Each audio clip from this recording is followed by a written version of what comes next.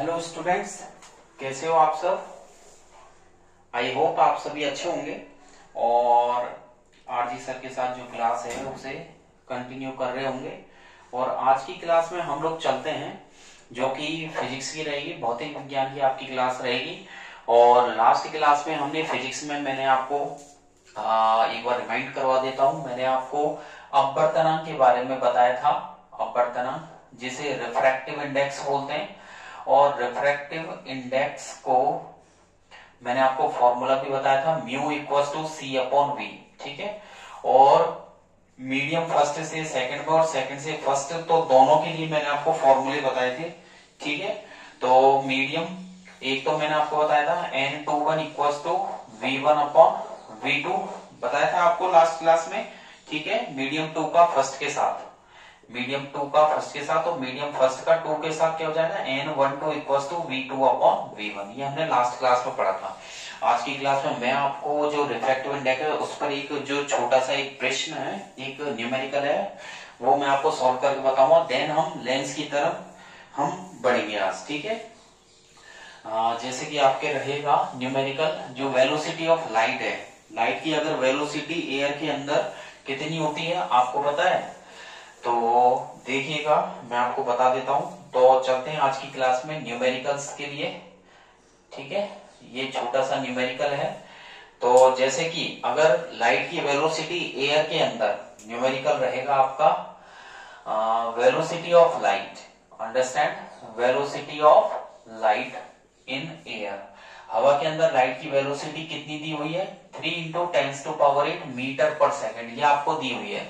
तो लाइट की velocity air के अंदर 3 मल्टीप्लाई बाय 10⁸ मीटर पर सेकेंड है। और आपको लाइट की वेलोसिटी वाटर के अंदर पूछे, ठीक है, आपसे लाइट की वेलोसिटी पूछे, यानी प्रकाश की चाल किसके अंदर पूछे, वाटर के अंदर, अंडरस्टैंड, ये आपसे पूछी जाए। और आपको रिफ्रैक्टिव इंडेक्स, जो रिफ्रैक्टिव इंडेक्स है किसका, वाटर का, रिफ्रैक्टिव इंडेक्स ऑफ वाटर दिया हुआ हो, कितना दिया हुआ हो, 2 हो आपको। और ये आपका छोटा सा एक न्यूमेरिकल हो गया, 2 नंबर का न्यूमेरिकल रहेगा। तो इसमें देखिए क्या दिया हुआ है और क्या पूछना चाह रहा है। तो आपको यहाँ पर प्रकाश की चाल दी हुई है हवा के अंदर 3 मल्टीप्लाई बाय 10⁸ मीटर पर सेकेंड। आपको यहाँ प्रकाश की जो चाल है वो निकलवाना चाह रहा है वाटर के अंदर, और वाटर का रिफ्रैक्टिव इंडेक्स आपको दिया हुआ है, कितना दिया हुआ है, यहाँ पर 2 दिया हुआ है। ठीक है, तो देखिएगा अब इस तरीके का ये न्यूमेरिकल आ जाए, आपको कैसे सॉल्व करना रहेगा। तो सबसे पहले तो देखिए क्या गिवन है आपको, ये हमें दिया हुआ है वेलोसिटी ऑफ, यहां लिख देते हैं velocity of light in air, कितना है, 3 मल्टीप्लाई बाय 10⁸ मीटर पर सेकेंड। हवा में प्रकाश की चाल हमें दी हुई है, जो हमने लिख दी है, यहां पर लिख देते हैं refractive index of water. Water का रिफ्रैक्टिव इंडेक्स कितना दिया हुआ है, 2। पूछना क्या चाह रहा है, वेलोसिटी ऑफ लाइट, लाइट की वेलोसिटी पूछना चाह रहा है किसके अंदर, वाटर के अंदर। तो यहां लिख देते हैं क्वेश्चन मार्क। ठीक है, यानी कि आपको जो रिफ्रैक्टिव इंडेक्स है 2, ये क्या दिया हुआ है, म्यू की वैल्यू दी हुई है, किसकी वैल्यू दी हुई है, म्यू की वैल्यू आपको दी हुई है। और यहाँ पर ये जो है 3 मल्टीप्लाई बाय 10⁸, ये सी की वैल्यू है। तो आपको देखिए एक तो सी दे रखा है 3 मल्टीप्लाई बाय 10⁸ मीटर पर सेकेंड। दूसरी बात आपको म्यू दे रखा है 2। ठीक है, पूछना क्या चाह रहा है आपसे, v, यानी कि वेलोसिटी ऑफ लाइट किसके अंदर, वाटर के अंदर आपसे पूछना चाह रहा है। तो वी नो डेट, हम जानते हैं, यहां लिखेंगे वी नो डेट, हम जानते हैं refractive index mu equals to क्या होता है, सी अपॉन वी, ये फॉर्मूला होता है। इसे अच्छे से आप लोग अपने दिमाग में डाल लीजिए, ये फॉर्मूला होता है mu equals to C upon V. ठीक है, तो यहां देखिएगा आपको सी दे रखा है, म्यू दे रखा है, वी पूछ रहा है, तो इस फॉर्मूले से हम वी निकाल लेंगे। तो C equals to mu, V equals to C upon mu हो जाएगा। बी को आप यहां ले जाइए, म्यू को इसके नीचे ले आइए, तो v equals to C upon mu. यहाँ पर आप वैल्यू पुट कर दीजिए, c की वैल्यू है 3 मल्टीप्लाई बाय 10⁸ और म्यू की वैल्यू 2 है, इसमें डिवाइड दे दीजिए, 3 में 2 का देंगे 1.5 आ जाएगा, मल्टीप्लाई बाय 10⁸, वेलोसिटी की यूनिट मीटर पर सेकेंड, यानी कि जो चाल होती है, चाल की जो इकाई होती है मीटर पर सेकेंड, उसे आप लगा दीजिए। ठीक है, तो वेलोसिटी ऑफ लाइट जो वाटर के अंदर हो गई, यहां लिख देते हैं वेलोसिटी ऑफ लाइट, यानी प्रकाश की चाल in water, velocity of light in water कितनी है, इज 1.5 मल्टीप्लाई बाय 10⁸ मीटर पर सेकेंड। ये आपका फाइनल आंसर रहेगा। क्या रहा, ये 2 नंबर का न्यूमेरिकल हो गया है, ये आपका फाइनल आंसर रहेगा। ठीक है, इस तरीके के न्यूमेरिकल्स आ सकते हैं। हो सकता है आपसे म्यू पूछ ले डायरेक्ट, आपको सी दे दे, वी दे दे, म्यू पूछ ले आपसे, या आपको सी या म्यू दे दे और वी पूछ ले, जैसा कि ये इस वाले प्रश्न में हुआ है, और या फिर आपको म्यू दे दे और वी दे दे, सी पूछ ले। ठीक है, तो सी तो जनरली नहीं पूछेगा क्योंकि प्रकाश की चाल फिक्स होती है 3 × 10⁸। तो मैक्सिमम आपसे म्यू पूछ सकता है, या लगभग आपसे म्यू यानी कि रिफ्रैक्टिव इंडेक्स, या आपसे वी जान सकता है। ठीक है, तो ये 2 ही केस बनते हैं, म्यू के और वी के। आगे चलते हैं, अगला जो टॉपिक रहेगा ये आपके स्फेरिकल लेंस रहेगा, गोलीय लेंस की तरफ बढ़ते हैं। तो ये जो चैप्टर था आपके लाइट वाला, रिफ्लेक्शन एंड रिफ्रैक्शन, यानी कि जो प्रकाश का ये चैप्टर है, और जिसके अंदर परावर्तन और अपवर्तन दोनों फिनोमिना है, जिसमें परावर्तन आपके पूरा कंप्लीट होता है यहाँ पर, और परावर्तन के साथ अपवर्तन भी, यहाँ पर जो अपवर्तन है वो भी कंप्लीट हो गया आधा। तो अपर, जैसे कि हमने परावर्तन पढ़ा था, रिफ्लेक्शन किससे हुआ था, मिरर से।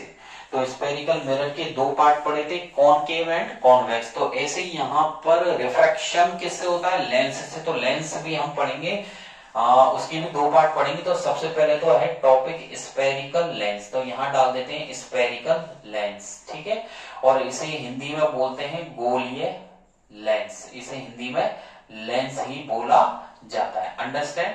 तो भैया देखिए, स्फेरिकल लेंस किसे कहते हैं, ये लेंस जो होता है वो ट्रांसपेरेंट मटेरियल का पीस होता है। ठीक है, उसका एक टुकड़ा होता है, जैसे कि आपने एक गिलास देखा है जिसके आप पर देख सकते हैं अपन। तो लेंस भी क्या करता है, रिफ्रैक्शन करता है, मतलब इसमें से कोई प्रकाश की किरण पास हो सकती है। ठीक है, तो स्फेरिकल लेंस क्या हो गया, ए लेंस इज ए, यहां लिख सकते हैं अपन कि जो लेंस होता है, a lens is a piece of transparent. Understand, यहां लिख दिया मैंने ट्रांसपेरेंट। तो जो लेंस होता है, lens is a piece of transparent material with 2 refracting transparent material with 2, यहां लिख देता हूं with 2 refracting refracting surfaces, जिसकी 2 refracting surface होती है। यानी कि एक ऐसा लेंस, ये ऐसा लेंस होता है जो किसी ट्रांसपेरेंट जो मटेरियल होता है उसका पीस होता है, जिसकी 2 रिफ्रैक्टिंग सरफेस होती है। ठीक है, जिसमें से एटलीस्ट एक कर्व्ड होती है, क्या होती है, जिसमें से कम एक मुड़ी हुई होती है। यानी कि आगे इसमें हम लिख सकते हैं डेट इज, आगे लिख सकते हैं हम कि डेट इज एटलीस्ट, यानी कि उसमें से at least that is at least 1 surface. ठीक है, क्या लिख सकते हैं, 1 सरफेस इज कर्व्ड, जिसमें से एक सरफेस आपके मुड़ी हुई होती है। तो लेंस एक पारदर्शी पदार्थ का एक ऐसा मटेरियल, एक ऐसा पदार्थ होता है जिसकी 2 जो रिफ्रैक्टिंग सरफेस होती है, जिसकी 2 रिफ्रैक्टिंग सरफेस होने के साथ कम से कम, यानी कि कम से कम उनमें से एटलीस्ट एक सरफेस कर्व्ड होती है, मुड़ी हुई होती है। ठीक है, इसमें से एक सरफेस आपको मुड़ी हुई मिलेगी। एंड यानी कि आगे देखें तो इसको स्फेरिकल लेंस एक तरीके का पारदर्शी मटेरियल ही हो गया। ठीक है ना, is curved, that is called, आगे लिख सकते हैं दैट इज नन एज, या that is called spherical lens, उसे गोलीय लेंस कहा जाता है। अंडरस्टैंड। तो लेंस एक ट्रांसपेरेंट मटेरियल का बना हुआ होता है, जिसकी 2 रिफ्रैक्टिंग सरफेस होती है, That is at least 1 surface is curved, जिसमें कम से कम एक कर्व होती है, उसे स्फेरिकल लेंस कहते हैं। और ये 2 प्रकार का होता है। तो अगला जो टॉपिक रहेगा वो रहेगा types of spherical lens. Understand, types of spherical lens. तो स्फेरिकल लेंस के 2 टाइप रहेंगे, तो यहां पे लिख देते हैं there are 2 types of spherical lenses. यहां पर स्फेरिकल लेंस के 2 टाइप रहेंगे, कौन कौन से, एक तो रहेगा हमारे कॉन्वेक्स और एक रहेगा कॉनकेव। ठीक है, कौन कौन से, पहला तो हो गया कॉन्वेक्स, कौन सा हो गया, कॉन्वेक्स लेंस। अंडरस्टैंड। और वी रह गया आपके कॉनकेव लेंस। तो 2 तरीके के लेंस हो गए, कॉन्वेक्स और कॉनकेव। कॉन्वेक्स लेंस को कन्वर्जिंग लेंस बोलते हैं। क्या बोलते हैं इसे? कन्वर्जिंग लेंस बोलते हैं, क्योंकि ये रे ऑफ लाइट को क्या करता है, जैसे कि कन्वर्ज करता है एक पॉइंट पर, तो कन्वर्जिंग लेंस। या इसका दूसरा नाम है इनवर्जिंग लेंस। तो आप दोनों तीनों नाम से इसे अच्छे से लर्न कर लेना। और कॉन्केव लेंस को बोलते हैं यहाँ पर डाइवर्जिंग लेंस। क्या बोलते हैं? डाइवर्जिंग लेंस बोलते हैं, क्योंकि इसका काम है डाइवर्ज करने का। ठीक है, बहुत सिंपल है। आपने मिरर पढ़ा था ना, दर्पण।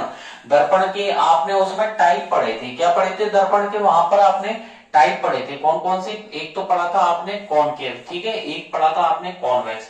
तो कॉनकेव का मतलब होता है अवतल दर्पण, और अवतल का दूसरा नाम है कन्वर्जिंग मिरर। और कॉन्वेक्स का उत्तल दर्पण, उसका डाइवर्जिंग था। ऐसे ही यहाँ पर जो मिरर के केस में कॉनकेव मिरर करता था, वो यहाँ पर कॉन्वेक्स लेंस करेगा, और मिरर के केस में जो कॉन्वेक्स करता था, वो यहाँ कॉनकेव लेंस करेगा। अंडरस्टैंड? ध्यान से सुनिएगा। मिरर के केस में, दर्पण के केस में जो अवतल दर्पण था कॉनकेव मिरर, वो यहाँ पर कॉन्वेक्स लेंस एज ए काम कर रहा है, एक तरीके से एक ही प्रॉपर्टी है। और वहां पर जो कॉन्वेक्स मिरर था उत्तल दर्पण, वो यहाँ पर कॉनकेव लेंस की तरह बिहेव करेगा। अंडरस्टैंड? तो देखिएगा, दो टाइप की मिरर होगी, कॉन्वेक्स और कॉनकेव। कॉन्वेक्स को अभिसारी और इसे अपसारी बोलते हैं, कन्वर्जिंग या इनवर्जिंग लेंस बोलते हैं, और इसे डाइवर्जिंग लेंस बोलते हैं। तो कॉन्वेक्स लेंस किसे कहते हैं? जिसकी जो स्फेरिकल सरफेस है, या तो दोनों या कम से कम एक प्लेन होती है, ठीक है ना, जो बीच में से मोटा होता है और साइड में से यानी कि एजेस पर जिसके जो छोर होते हैं, ठीक है, जो किनारे होते हैं वो पतले होते हैं। चलें आगे की तरफ, तो बढ़ते हैं, इसके टाइप में उठाते हैं हम लोग। तो सबसे पहले हम लेते हैं कॉन्वेक्स लेंस। कौन सा लेंस लेते हैं? कॉन्वेक्स, जिसे अभिसारी लेंस बोला जाता है। ठीक है, और हमारे जो चश्मे होते हैं, स्पेक्टिकल्स होते हैं, गॉगल्स होते हैं, उनमें भी इनका यूज कर लिया जाता है। तो देखिएगा, तो यहां पर डाल देता हूं मैं कॉन्वेक्स लेंस। ठीक है, कॉन्वेक्स लेंस जिसे अभिसारी लेंस बोलते हैं। तो पहली बात, तो इसका दूसरा नाम तो हो गया कन्वर्जिंग। ठीक है, मैंने यहां पर लिख दिया है कन्वर्जिंग, और ऑब्लिक लगा देता हूं इनवर्जिंग। ठीक है, कन्वर्जिंग या इनवर्जिंग लेंस इसे कहा जाता है। अंडरस्टैंड?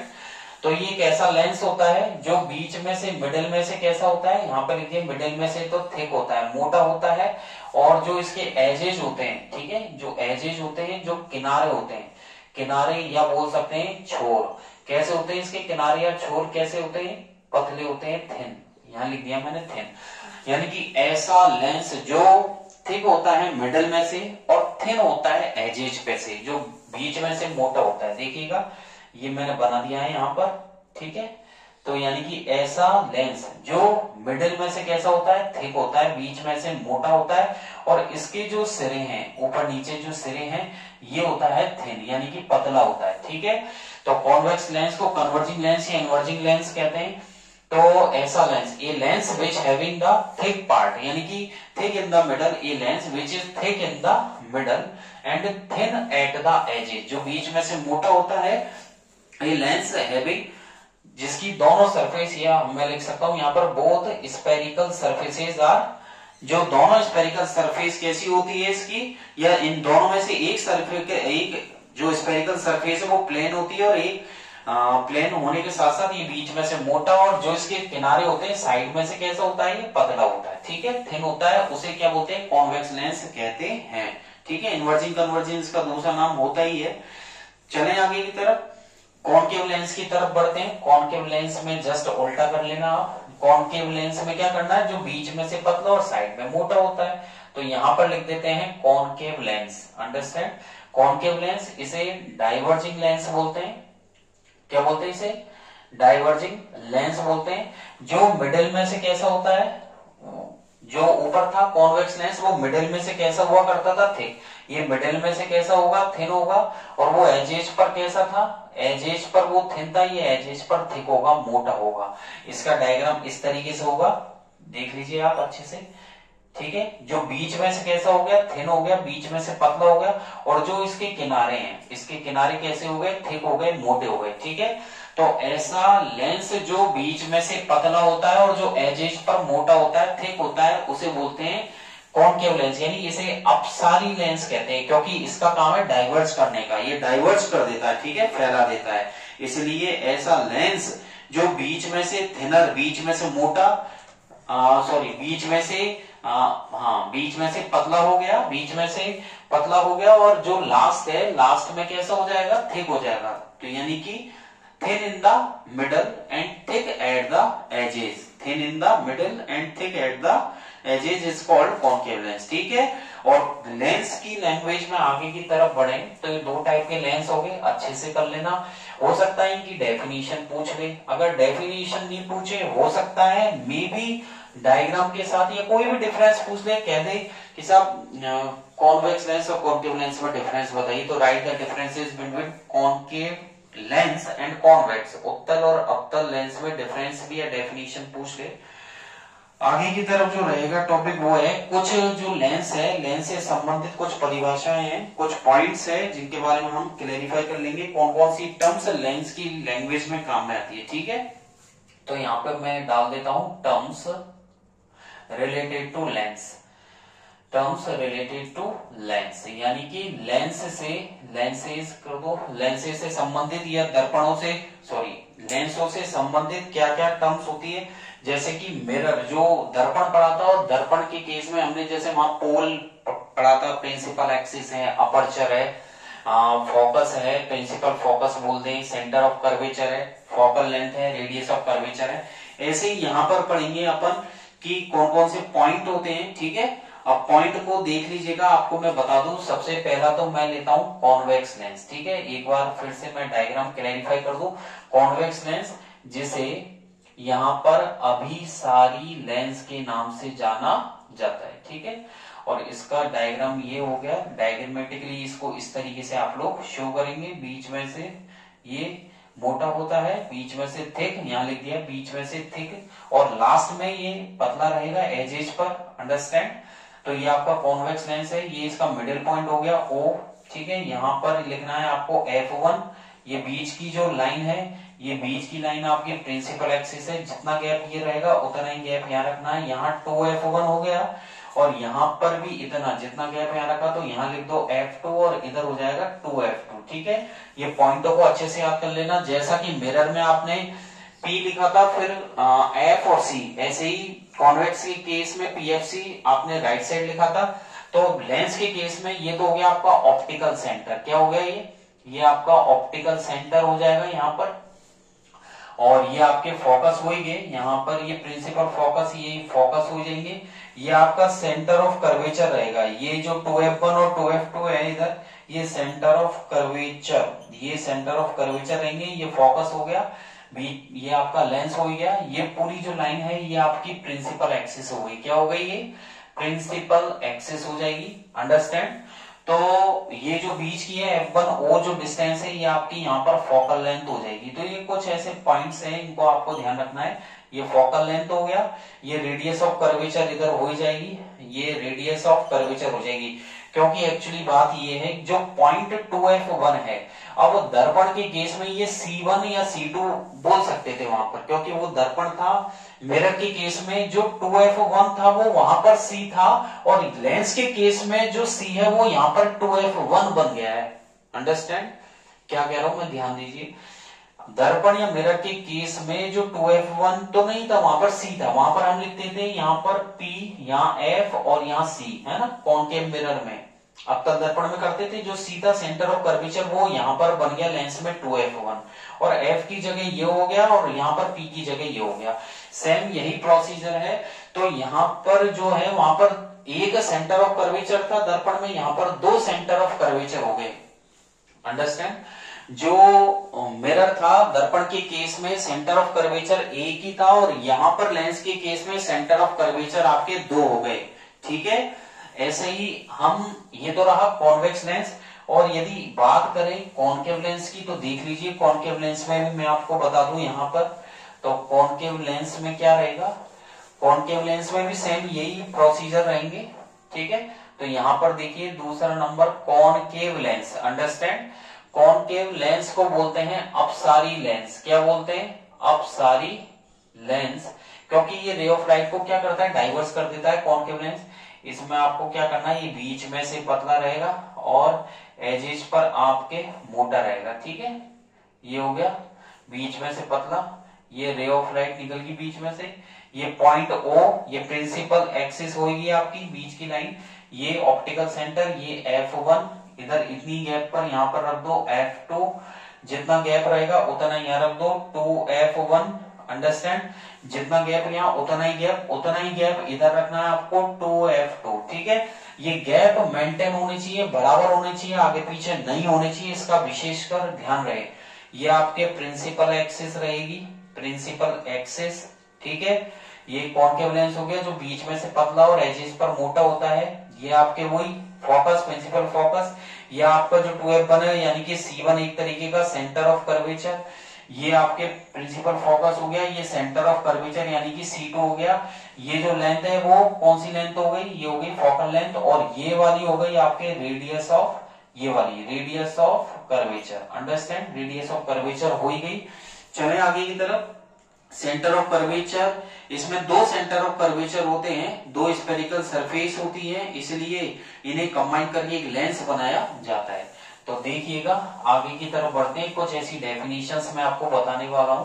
तो सबसे पहले हम पढ़ ही लेते हैं, पहली डेफिनेशन आती है आपके, देखिएगा पहली डेफिनेशन रहेगी सेंटर ऑफ कर्वेचर। तो यहां पर मैं लिख देता हूं सेंटर ऑफ कर्वेचर, ठीक है, सेंटर ऑफ कर्वेचर यानी कि जिस पर कि वो बनाया गया है। तो भैया देखिएगा सेंटर ऑफ कर्वेचर जो है, सेंटर ऑफ कर्वेचर दो रहेंगे, जो लेंस है उसमें दो सेंटर ऑफ कर्वेचर होते हैं, ठीक है। तो यहां पर लिख देते हैं a lens has two centre of curvature, ठीक है। तो यानी कि जो लेंस होता है वो दो सेंटर ऑफ कर्वेचर रखता है, इसका विशेषकर ध्यान रहे आप, ठीक है। These are two spherical surfaces, यहां पर लिख देता हूं मैं स्क्रीन पर, these are two spherical surfaces, understand, यहां पर दो स्पेरिकल सरफेसेस रहेगी। तो लेंस के कितने सेंटर ऑफ कर्वेचर होते हैं, दो होते हैं, और मिरर के एक होता है, ध्यान रखिएगा, दर्पण में एक होता है, लेंस में दो होते हैं, और these are two spherical surfaces, ठीक है, जिनको मिलाकर के एक लेंस बनाया जाता है। आगे लिख सकते हैं विच कंबाइंस, जिनको मिलाकर, which combines to form a lens, जिसको मिलाकर एक लेंस बनाया जा सकता है, अंडरस्टैंड। और सेंटर ऑफ कर्वेचर को दिखाने के लिए जो सिंबल लिया जाता है वो हो गया C, आपके C सिंबल हो जाएगा, सेंटर ऑफ कर्वेचर का सिंबल हो जाएगा C। आगे चले, प्रिंसिपल एक्सेस हो जाएगी, जो सेंटर ऑफ कर्वेचर है दोनों स्फेरिकल सरफेसेस की, उनको मिलाने वाली रेखा क्या हो जाएगी, प्रिंसिपल एक्सेस। तो नेक्स्ट जो पॉइंट रहेगा सेकंड, मैं यहां लिख देता हूं प्रिंसिपल, ये प्रिंसिपल एक्सिस, ठीक है, ये प्रिंसिपल एक्सिस डाल दी मैंने हेडिंग, ठीक है। और प्रिंसिपल एक्सिस मतलब मुख्य अक्ष, और मुख्य अक्ष किसे बोलते हैं, यहां पर प्रिंसिपल एक्सिस, प्रिंसिपल एक्सिस की जो डेफिनेशन रहेगी, प्रिंसिपल एक्सिस का मतलब है दो जो सेंटर ऑफ कर्वेचर को मिलाने वाली रेखा मान सकते हो जो बीच में से जाती है, तो द लाइन जॉइनिंग भी बोल सकते हो, line joining the centre of curvature, ठीक है। तो यहां लिख सकते हैं द लाइन जॉइनिंग, मिलाने वाली रेखा, the line joining of centre of curvature, ठीक है, सेंटर ऑफ कर्वेचर्स। तो मैंने यहां मेंशन कर दिया स्क्रीन पर, द लाइन जॉइनिंग, मिलाने वाली रेखा, और centre of curvature of two, यानी कि दोनों स्फेरिकल सरफेसेस, दोनों स्फेरिकल सरफेसेस की, ठीक है। तो जो दोनों स्फेरिकल सरफेसेस को मिलाने वाली जो रेखा होती है, the line joining of centre of curvature of two spherical surfaces, ठीक है, क्या कहलाती है, बोलिए, प्रिंसिपल एक्सिस। आगे लिख सकते हैं इज कॉल्ड प्रिंसिपल एक्सिस, उसे मुख्य अक्ष बोला जाता है, अंडरस्टैंड। तो ये दो डेफिनेशन होगी। आगे की तरफ चलें, ऑप्टिकल सेंटर, ऑप्टिकल सेंटर एक ऐसा पॉइंट होता है लेंस के अंदर जिससे रे ऑफ लाइट पास होती है, ठीक है। तो देखिएगा अगली जो डेफिनेशन रहेगी आपके, वो डेफिनेशन किसकी रहेगी, तो थर्ड नंबर है ऑप्टिकल सेंटर, यहां लिख देता हूं ऑप्टिकल सेंटर, ठीक है। ऑप्टिकल सेंटर यानी कि द पॉइंट, ऐसा पॉइंट किसके अंदर, the point in the lens, lens के अंदर, लेंस के अंदर ऐसा पॉइंट जिससे रे ऑफ लाइट पास हो जाती हो, रे ऑफ लाइट पासेस, ठीक है, ray of light passes undeviated, बिना विचलित हुए, अनडेविएटेड, अंडरस्टैंड। तो मैंने क्या लिखा है, the point in the lens जिससे कि रे ऑफ लाइट पास हो जाती है, पासेस अनडेविएटेड, ठीक है, जिससे बिना विचलित, यहाँ अनडेविएटेड का मतलब है बिना विचलित हुए, बिना विचलित हुए, ठीक है। इज कॉल्ड, आगे लिख दिया है मैंने, इज कॉल्ड ऑप्टिकल सेंटर, उसे ऑप्टिकल सेंटर बोला जाता है, जिसे हिंदी में प्रकाश केंद्र बोलते हैं। क्या बोलते हैं इसे? प्रकाश केंद्र बोला जाता है। इसका जो सिंबल है वो ओ है, इसका जो डिनोशन है वो ओ रहेगा, ठीक है। आगे की तरफ चलते हैं। 4th नंबर पे मैं आपको नेक्स्ट क्लास में बताऊंगा कि प्रिंसिपल एक्सिस, ये हो ही गया है, ऑप्टिकल सेंटर हो गया। मैं आपको प्रिंसिपल फोकस, फोकल लेंथ के बारे में बताऊंगा, ठीक है। तो नेक्स्ट जो रहेगा वो रहेगा प्रिंसिपल फोकस, ठीक है। और फोकल लेंथ भी मैं आपको, फोकल लेंथ भी मैं आपको बताऊंगा। तो आज की क्लास में हम लोगों ने जो पढ़ा था वो एक तो कॉन्वेक्स लेंस मैंने आपको बता दिया था, एक मैंने आपको कॉनकेव लेंस के बारे में बता दिया था। इनको अच्छे से आप क्लैरिफाई कर लीजिएगा, इनके पॉइंटों को पढ़ लीजिएगा। आज की क्लास में इतना ही करेंगे और नेक्स्ट फिजिक्स की क्लास में जो डेफिनेशंस है मैं प्रिंसिपल फोकस, फोकल लेंथ के बारे में आपको बताने वाला हूं, ठीक है।